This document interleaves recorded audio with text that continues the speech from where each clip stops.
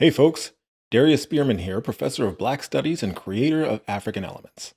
I need to make a correction to my last video in which I discussed Dane Calloway's claim that Harriet Tubman is a fictional character.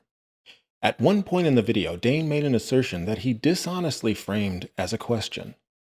So, the question remains, how was Harriet Tubman cognizant of the routes ranging from southern to northern parts of these lands and all the way to Canada, with her being an alleged runaway slave? And here's my response, which needs correction.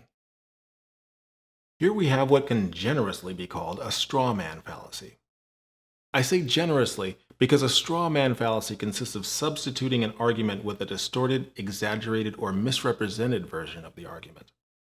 No historian who understands the Underground Railroad would claim that Harriet Tubman was cognizant of the routes from the South all the way to Canada. That's not how the Underground Railroad worked. The Underground Railroad operated as a network in which each agent played his or her specific role. Tubman's role as conductor was to guide slaves from the eastern shore of Maryland, where she escaped, to one of the safe houses in the free state of Pennsylvania. From there, runaway slaves would continue along the network to the next safe house. So, is Dane purposely misrepresenting our historical understanding of the Underground Railroad? Or is he just plain ignorant of what historians actually say about it? I'll let you decide. In my response, I was describing how the Underground Railroad worked in general terms. That description was in fact accurate initially for Harriet Tubman, but I failed to address his actual argument, that Harriet Tubman couldn't have been cognizant of the routes from the border state of Maryland to Canada. What's abundantly clear from the evidence, though, is that the Fugitive Slave Act of 1850 made slave rescuing even more dangerous than it had previously been. As a result, Harriet Tubman had to change her route and moved her base of operations to St. Catharines, Ontario, Canada West. We have first-hand accounts of her activities in Canada, as well as her activities at the Salem Chapel BME Church, where she attended services. In fact, St. Catharines became a destination for hundreds of fugitive slaves who eventually formed a thriving community there. The source is linked in the description below if you'd like to check it out. The point I was trying to make is that Tubman's network that she built along with other activists was only a part of a much larger network. That network itself was attached to a much larger movement. The people involved in that movement chose to put themselves in an extraordinarily dangerous position. Even so, the Underground Railroad often operated in an informal way that wasn't attached to any network. In fact, most slaves ran away with no help from anyone and just kind of winged it. Other times, people made on-the-spot decisions. This slave is on my doorstep freezing and hungry with a baby in her arms. Do I help her and risk a $1,000 fine and 6 months in prison, or do I turn her away? That's the context that Dane is missing in his claim.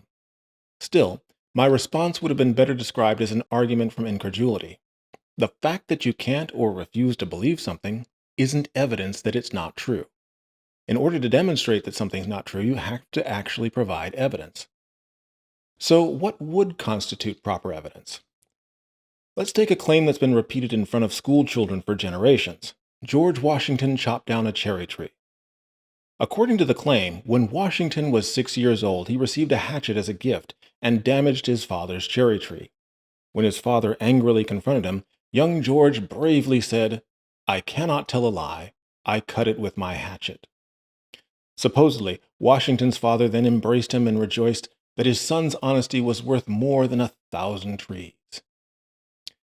This account appears in a biography written by Mason Locke Weems.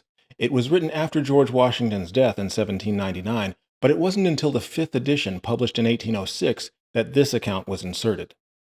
So, in the case of George Washington and the cherry tree, we have a single account told after George Washington's death, and decades after the event supposedly took place. We also have absolutely no corroborating accounts from people who even claim to have witnessed it firsthand. Dane's problem here is that in Harriet Tubman's case, we have dozens of contemporaries corroborating the accounts of her activities on the Underground Railroad. We have first-hand accounts of her moving her operations to St. Catharines in Canada. We also have the physical evidence of the church that she attended that still stands to this day.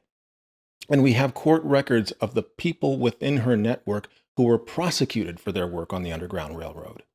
Such people include Thomas Garrett, who was left financially devastated in the wake of a judgment against him for helping a family of fugitive slaves escape. The first-hand accounts of Tubman, Garrett, and many others all corroborate their extraordinarily courageous work on the Underground Railroad and the network of safe houses that they established. You can read those reports as told by the people who were involved with them in William Still's contemporary book, The Underground Railroad. There's a link to an electronic edition of the book in the description below. Anyway, I thought that needed to be clarified. Intellectual honesty dictates that when you make a mistake, you own it and correct it. Because that's what heroes do.